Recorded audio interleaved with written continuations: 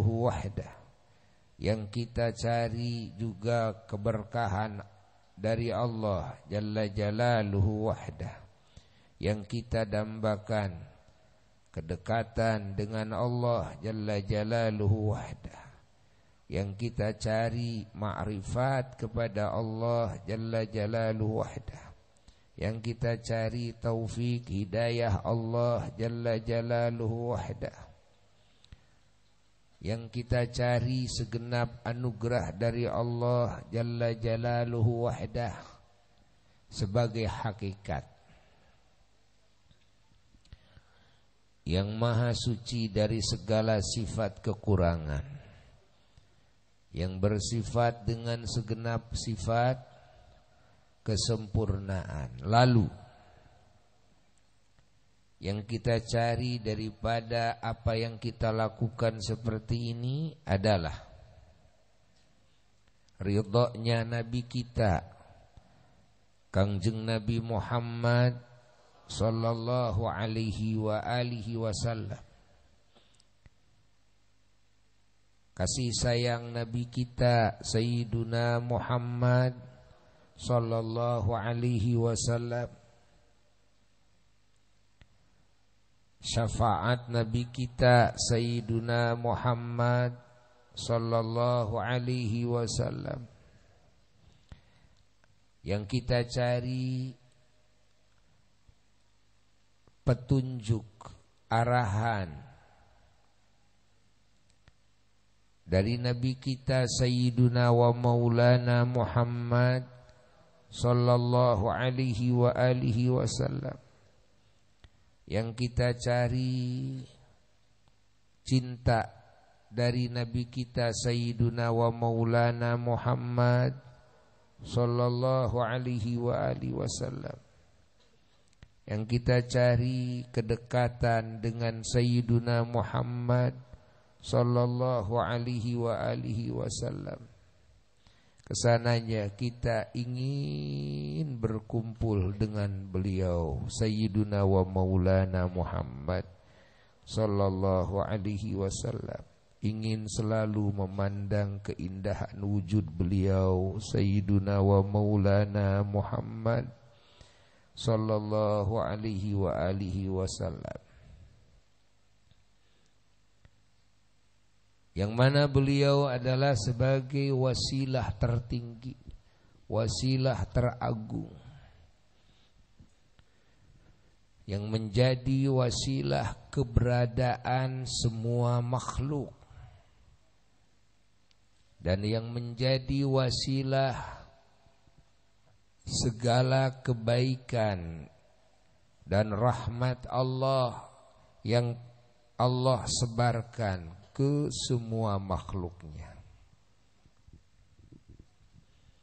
Yang menjadi wasilah kasih sayang Allah secara spesial, secara khusus kepada setiap hamba-hamba Allah yang beriman, yang percaya, yang yakin, yang cinta, yang mengagungkan, yang taat kepada Allah dan kepada baginda Nabi besar Muhammad sallallahu alaihi wa alihi wasallam. Maka bagi mukminin rahmat yang Allah suguhkan bagi mereka sungguh spesial melalui wasilah wujud Nabi kita Sayyiduna wa Maulana Muhammad sallallahu alaihi wasallam. Wasilah dilahirkannya Sayyiduna wa Maulana Muhammad sallallahu alaihi wasallam. Wasilah diutusnya Sayyiduna wa Maulana Muhammad sallallahu alaihi wa alihi wasallam.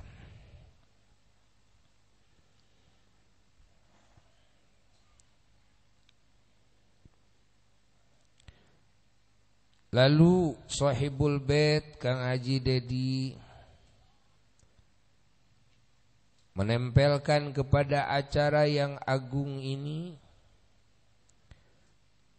adalah acara tasyakur bin ni'mah, bahwa cucunya Syekh Idam Ahmad Bukhari bin Kang Iwan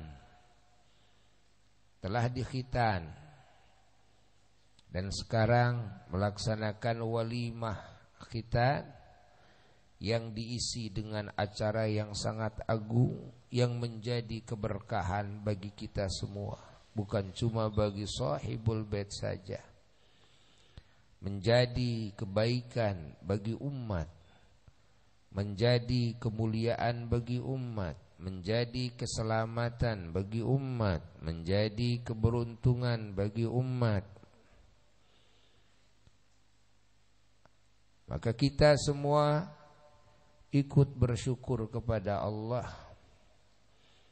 dan kita semua ikut menggabungkan niat kita kepada niat sahibul bait yang mulia. Kita pun sama-sama niat tasyakur bin ni'mah, sama-sama niat mengagungkan Nabi kita Sayyiduna wa Maulana Muhammad, niat mendohirkan debu daripada tanda pengagungan, debu daripada tanda kecintaan kepada Nabi kita Sayyiduna wa Maulana Muhammad. Dan kita juga di majelis yang agung seperti ini niat bertawassul kepada Allah, ingin dikabulkan segala keinginan kita dengan keagungan Nabi kita Sayyiduna wa Maulana Muhammad sallallahu alaihi wa alihi wasallam. Semoga segala yang kita cita-citakan dikabulkan oleh Allah.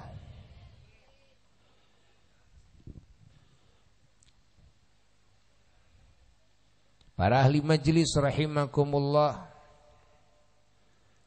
Al-Fakir di majelis yang agung ini tidak akan lama berbicara, berhubung ada 3 lagi majelis yang harus dihadiri. Namun sebelum turun dari majelis yang agung ini,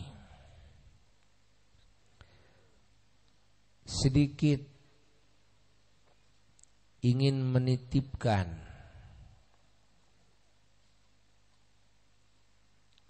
cahaya keilmuan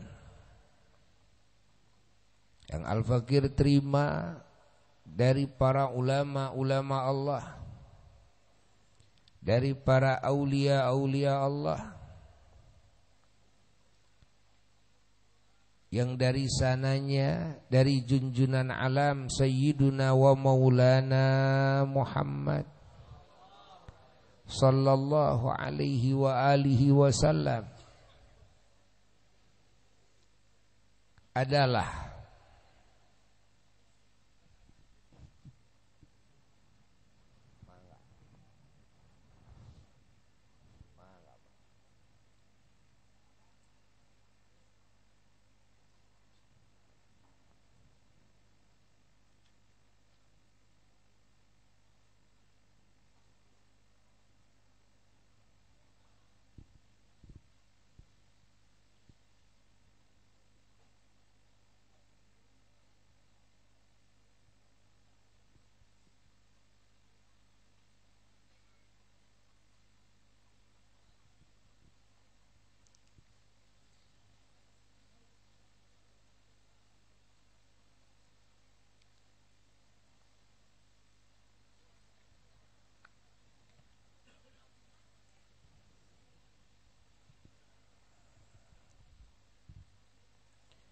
pesan bagi semua muslimin khususnya,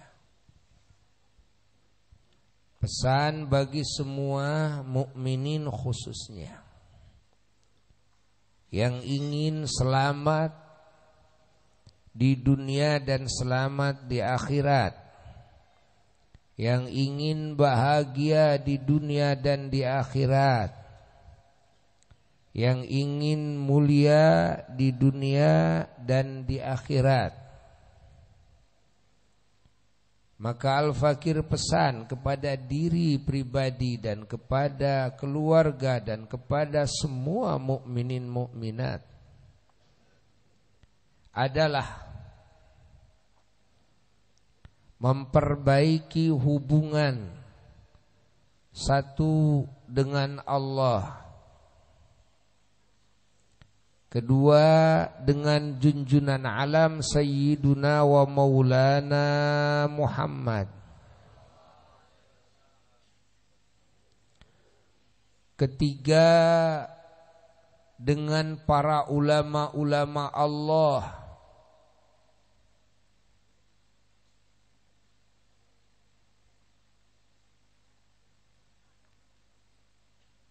yang menjadi mata rantai agama, yang menjadi mata rantai iman, Islam, ihsan yang kita terima, yang menjadi mata rantai segala kebaikan dunia dan akhirat, yang menjadi mata rantai keselamatan, kebahagiaan, kemuliaan dunia dan akhirat, dan juga memperbaiki hubungan kita dengan para wali-wali Allah, memperbaiki hubungan kita dengan para salihin, orang-orang yang saleh, memperbaiki hubungan kita dengan para syuhada yang gugur di medan perang, khususnya di dalam memperjuangkan Islam dan di dalam menyelamatkan manusia dan menjaga muslimin, dan memperbaiki hubungan dengan semua yang beriman, baik yang beriman itu dari zaman Nabi Adam alaihissalatu wassalam sampai masa kerasulan Nabi Isa alaihissalatu wassalam. Wabil khusus yang beriman itu umat junjunan alam Sayyiduna wa Maulana Muhammad sallallahu alaihi wa alihi wasallam. Setelah itu kita harus memperbaiki hubungan dengan semua manusia. Lalu setelah itu kita harus memperbaiki hubungan dengan semua binatang. Lalu kita harus memperbaiki hubungan dengan semua makhluk Allah.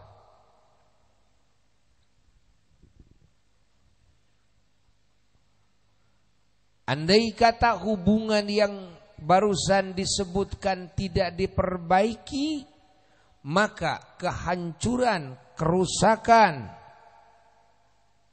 dalam tatanan hidup kita baik di dunia maupun di alam kubur maupun di akhirat tidak bisa ditolak. Pasti akan kena kepada kita. Sekarang terjadi kehidupan manusia banyak stres, kehidupan manusia banyak galau, sedih, kehidupan manusia batiniyahnya tidak tenang, dihantui dengan rasa takut dan cemas, khawatir itu, khawatir ini. Kehidupan manusia merasa tidak aman. Duduk di sana merasa tidak aman, duduk di sini merasa tidak nyaman, berpindah-pindah antar kampung, antar kota, antar negeri, tetap tidak merasa aman. Hidupnya merasa terancam. Ingat. Apa yang menjadi sebab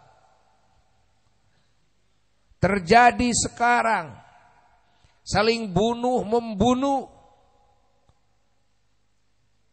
terjadi sekarang saling memusuhi, terjadi sekarang saling menghina, terjadi sekarang saling membuka aib dan kesalahan, terjadi sekarang saling melaporkan ke polisi. Hayati oleh kita. Apa yang menjadi sebab? Kalau kita teliti, pasti kita akan menemukan jawabannya. Yang menjadi sebab tiada lain karena buruknya hubungan dengan Allah. Buruknya hubungan dengan Rasulullah sallallahu alaihi wa alihi wasallam. Buruknya hubungan dengan para ulama Allah. Buruknya hubungan dengan para wali Allah, dengan orang-orang saleh, dengan para syuhada, dengan mukminin. Ingat, yang disebut mukminin dari zaman Nabi Adam alaihi salatu wassalam, yang mukminnya sampai akhir zaman umat baginda Nabi besar Muhammad sallallahu alaihi wa alihi wasallam, baik yang hidupnya maupun yang ada di alam barzakhnya. Jika buruk hubungan kita, akan lahir kekacauan yang tidak bisa dibendung. Dan buruknya hubungan dengan sesama manusia walaupun itu dengan non muslim, kalau buruk hubungan dengan mereka, ingat, maka tunggulah kehancuran, ketidaktenangan, ketidaknyamanan, ketidaktentraman, ketidakamanan. Begitu pula tatkala buruk hubungan kita dengan binatang sekalipun, buruk hubungan kita dengan lingkungan, dengan tempat, terjadi banjir di mana-mana karena buruk hubungan manusia dengan lingkungannya. Banyak terjadi longsor, ini karena ada ulah manusia yang tidak beres dengan lingkungannya. Ingat, sampai-sampai di dalam hadis dijelaskan, gunung saja meminta kepada Allah. Ingat, bumi meminta kepada Allah, api meminta kepada Allah, laut meminta kepada Allah, langit meminta kepada Allah. Semua meminta. Meminta apa? Meminta ingin mencelakakan semua manusia yang durhaka kepada Allah.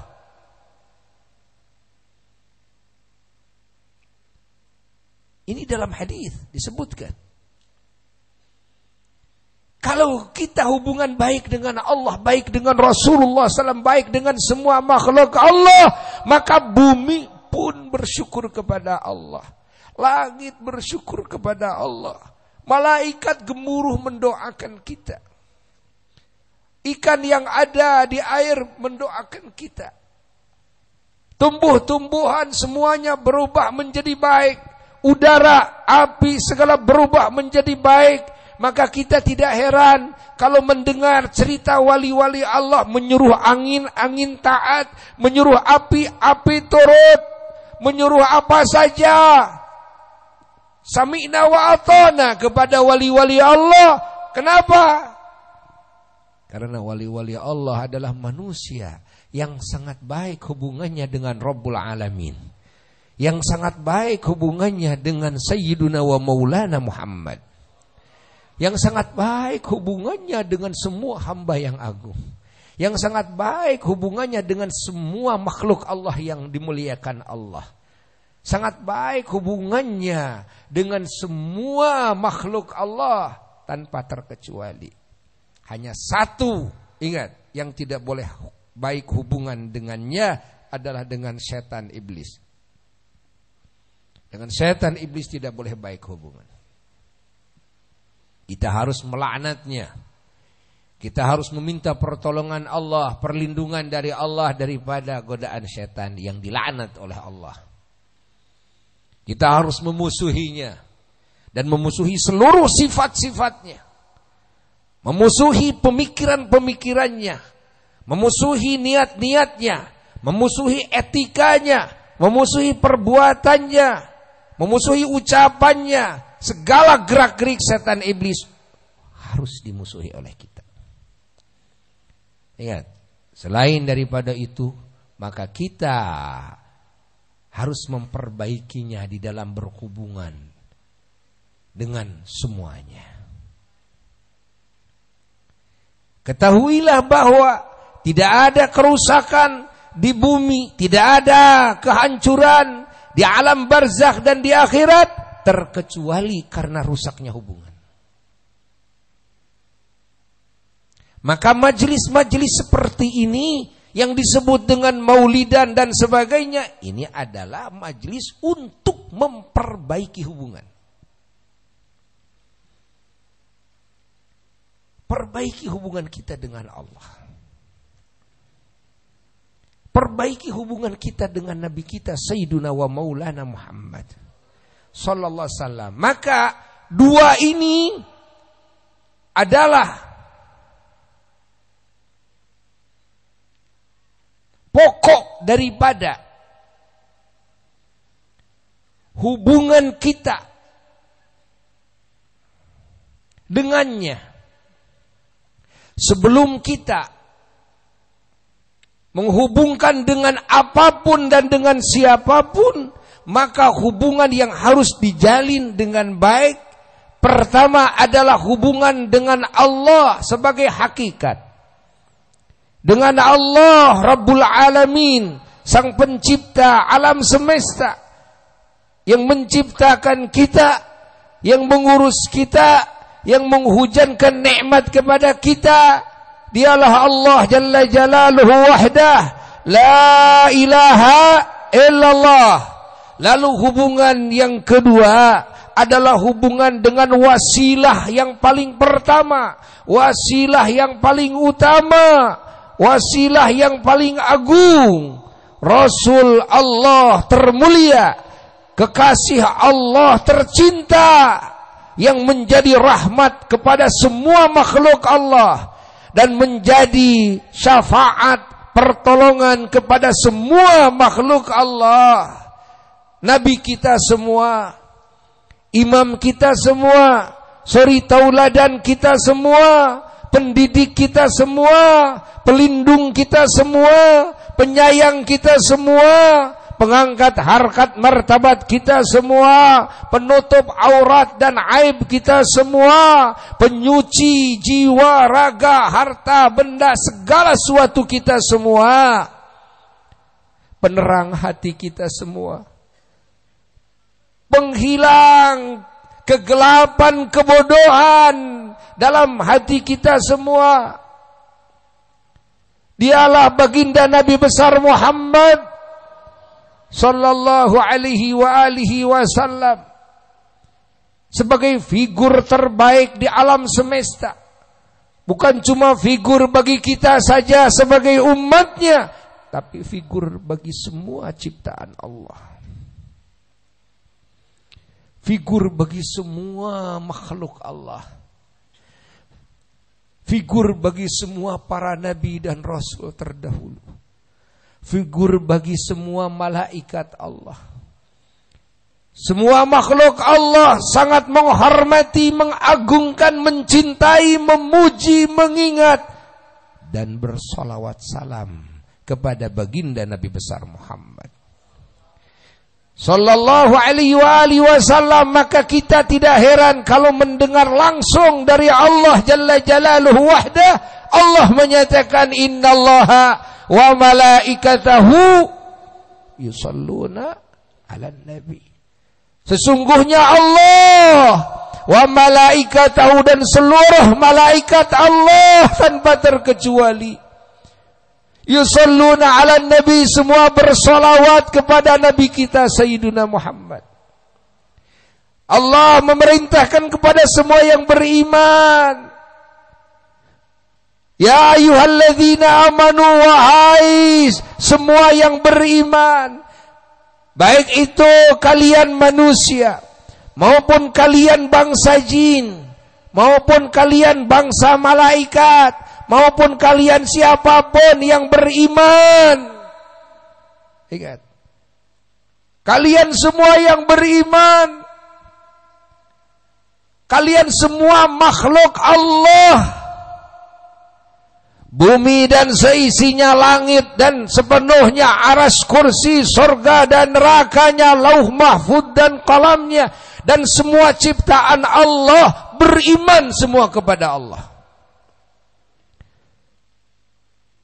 Lihat di dalam Quran, berapa ayat Allah Subhanahu wa ta'ala menyatakan bahwa semua ciptaan Allah bertasbih kepada Allah. Di mana tidak mungkin bertasbih kepada Allah kalau tidak beriman. Maka arti ya ayyuhalladzina amanu bukan kepada makul saja menurut manusia, tapi bagi Allah segalanya jadi makul. Karena yang mengkhitab adalah Allah, bukan kita. Ya ayyuhalladzina amanu, wahai semua yang beriman, tidak bisa diartikan hanya manusia. Semua yang beriman kepada siapa? Kepada Aku.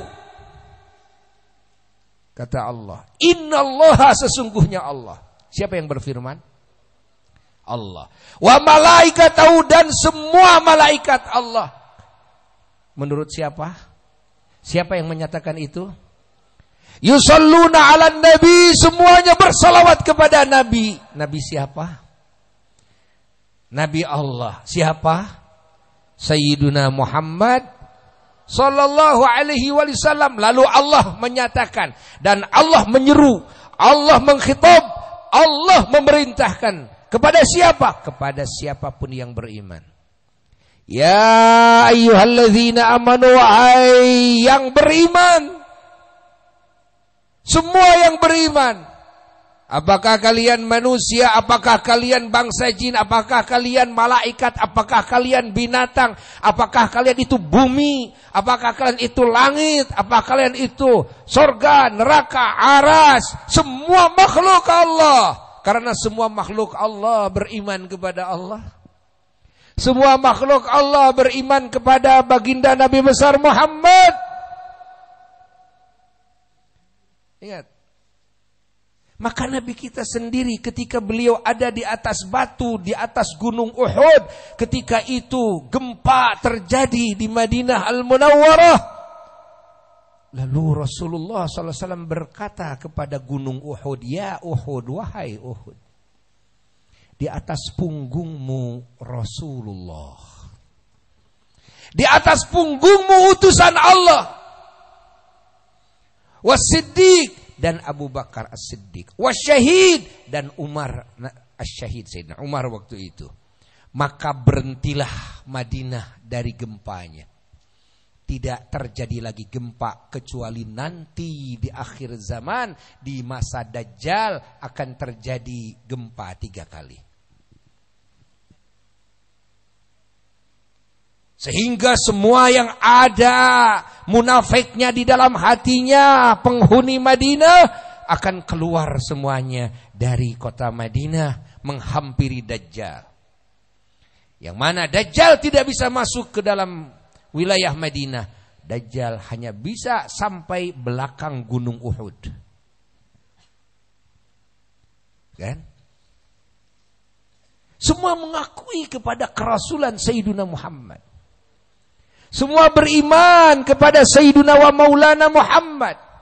Tidak mungkin pohon kurma yang sudah jadi bangkai menangis ingin dekat dengan Sayyiduna Muhammad, ingin diduduki oleh Sayyidina Muhammad dalam hadis sahih. Kalau ini pohon kurma tidak beriman kepada Sayyidina Muhammad.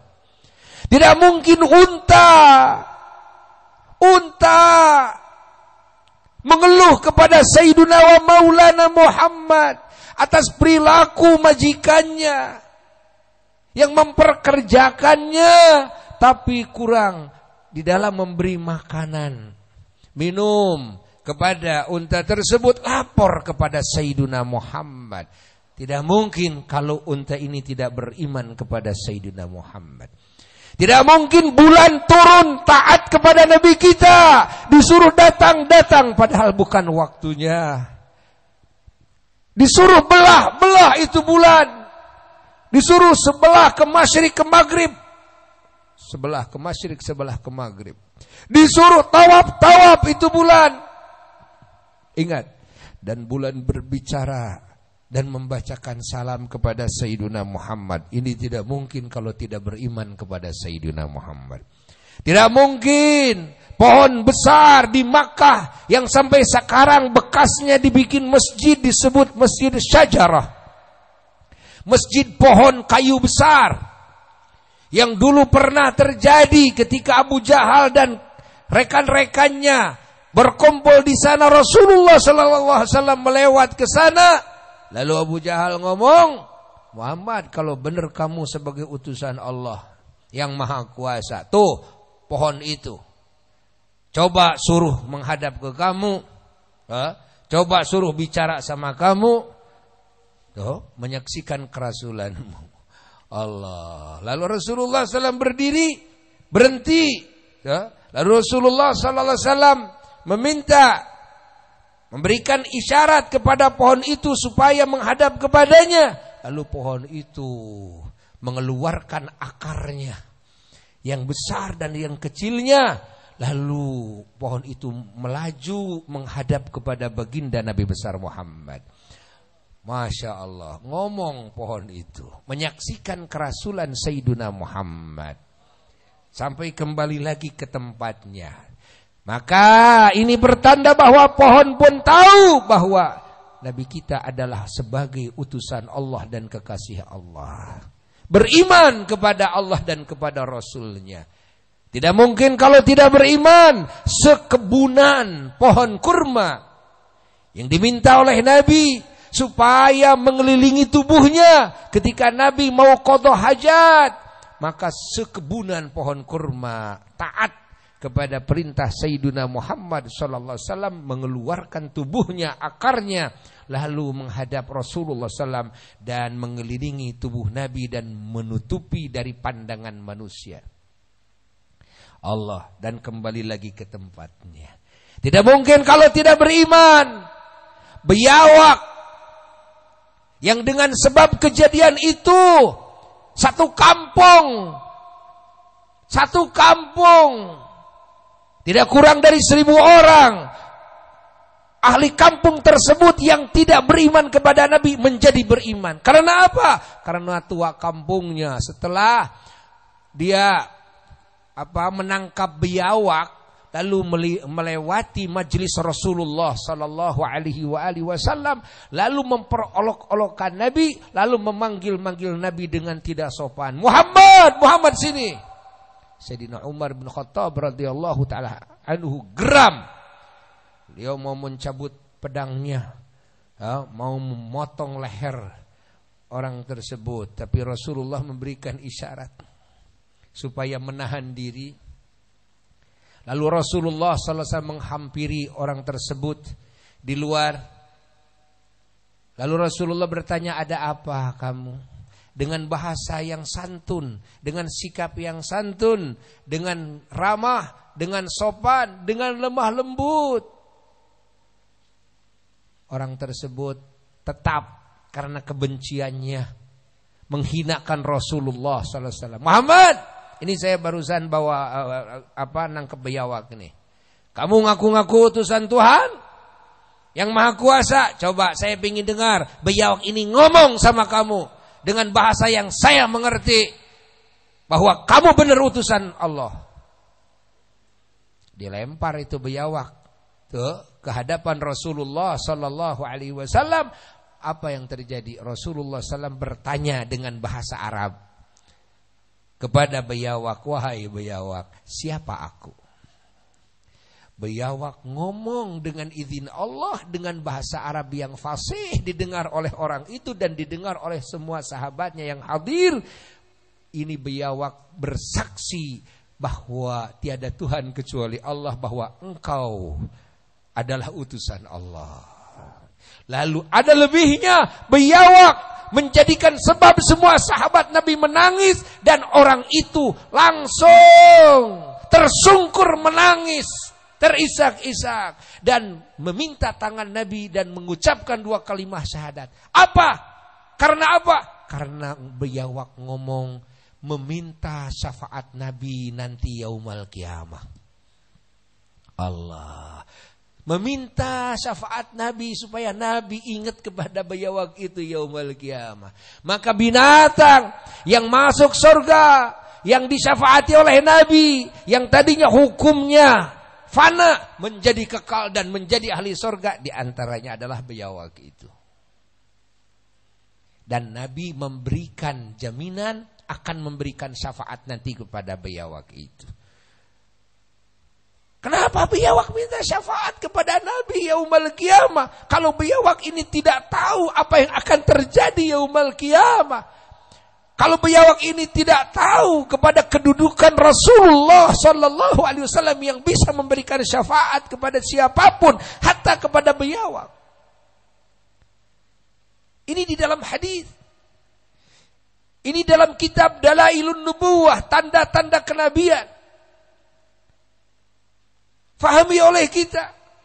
Kejadian pohon kurma di dalam hadis sahih dan banyak riwayat-riwayat lain yang mendukungnya. Hayati oleh kita. Ternyata alladzina amanu, yang dikhitab oleh Allah, semua alam semesta dikhitab oleh Allah. Ya ayyuhalladzina amanu, wahai semua yang beriman. Siapapun yang beriman, sallu alaihi, kalian harus berselawat kepada Nabiku Muhammad. Wasallimu, dan kalian harus membacakan salam kepada Nabiku Muhammad. Tasliman, dengan salawat salam yang sesungguh-sungguhnya. Tidak boleh salawat salam yang asal-asalan. Tidak boleh salawat salam yang asal-asalan, tapi tasliman, salatan wa tasliman, yakni salawat salam yang sesungguh-sungguhnya. Harus serius kalau salawat salam. Siapa yang memerintahkan itu? Jawab, Allah. Allah. Kalau begitu, semua makhluk ini bersalawat dan salam kepada Sayyidina Muhammad. Maka para ulama-ulama yang faham kepada bab ini semua mengatakan iya. Para aulia-aulia Allah tentu mengatakan iya. Tidak ada satupun ciptaan Allah, bukan cuma malaikat saja. Semua ciptaan Allah terkecuali semuanya bersalawat salam kepada Sayyidina Muhammad. Tapi kita tidak tahu, tidak dengar. Kita tidak dengar. Sayyidina Ali karramallahu wajhah di masa hidupnya setiap mengikuti Rasulullah sallallahu alaihi wasallam kemana saja Rasulullah pergi, Sayyidina Ali bersumpah demi Allah, kata Sayyidina Ali, demi Allah, setiap mengikuti Rasulullah sallam tidak melintasi satu gunung terkecuali saya mendengarnya gunung membacakan salam kepada Sayyidina Muhammad. Tidak melintasi satu pohon terkecuali saya mendengar pohon tersebut membacakan salam kepada Sayyidina Muhammad. Batu membacakan salam kepada Sayyidina Muhammad. Oh, benar. Wasallimu taslima, benar. Banyak saksinya, banyak saksinya. Banyak riwayatnya. Masya Allah. Inilah yang kita agungkan bersama. Inilah yang kita jadikan wasilah dalam doa. Inilah yang sama-sama kita cintai dan kita imani. Inilah yang sama-sama kita puji. Dan inilah yang sama-sama kita wujudkan debu dari tanda cinta kita dengan kehadiran kita di majelis ini. Dengan pengorbanan Kang Haji Dedi sekeluarga. Apa yang kita korbankan Pak Haji Dedi? mengorbankan uang, mengorbankan tenaga, mengorbankan waktu. Apa yang kita korbankan sesungguhnya debu dari tanda cinta. Debu dari tanda pengagungan. Ingat, karena mengagungkan bukan dengan amal seperti ini saja. Mengagungkan bukan hanya sekarang saja. Ingat, pengagungan pada dasarnya ada di dalam hati. Kecintaan ada dalam dada. Yang kita wujudkan secara real, ini adalah tanda dari kecintaan yang ada di dada kita. Tanda ta'zim, pengagungan yang ada di dada kita. Faham? Faham? Kahartos? Alhamdulillah. Mudah-mudahan debu ini menjadi berlian. Apa yang dikorbankan oleh sahibul bait, apa yang kita korbankan saat ini adalah debu, tidak ada apa-apanya. Makanya ulama pun mengatakan setelah menyusun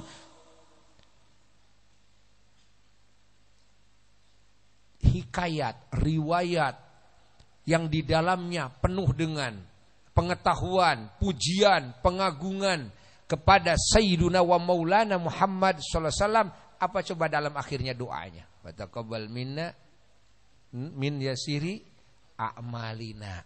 Kan?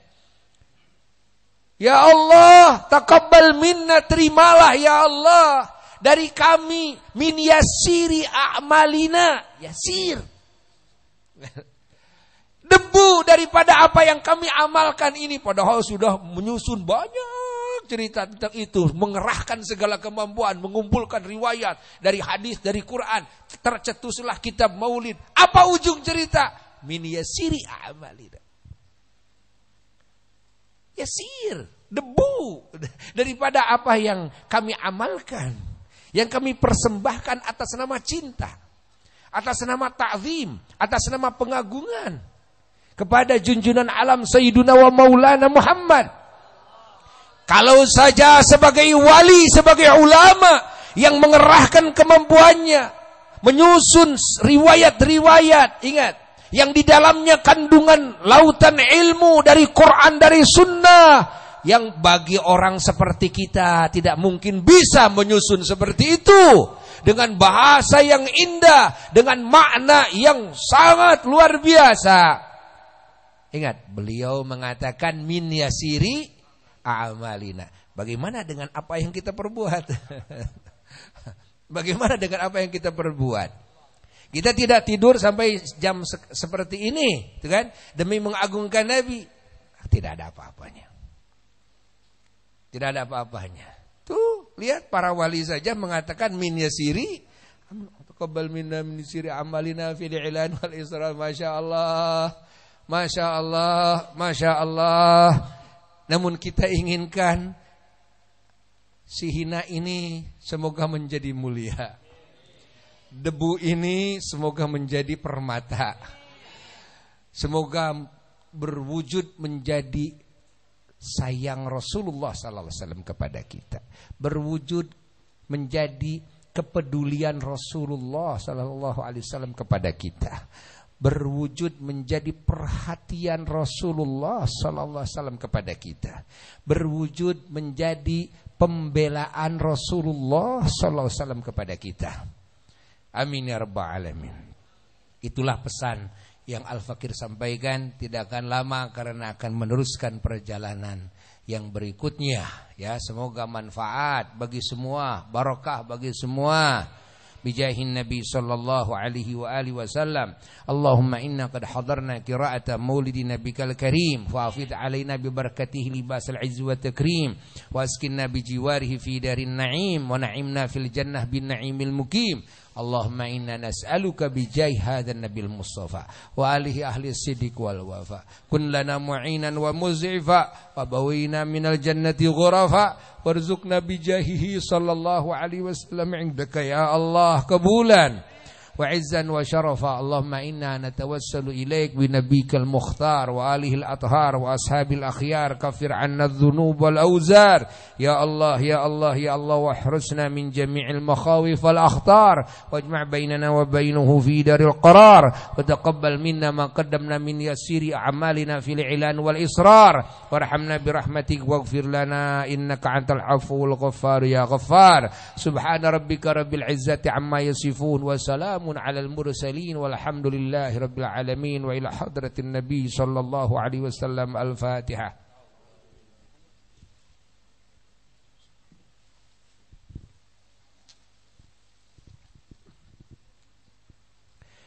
Sekian yang bisa Al-Fakir sampaikan. Wassalamualaikum warahmatullahi wabarakatuh.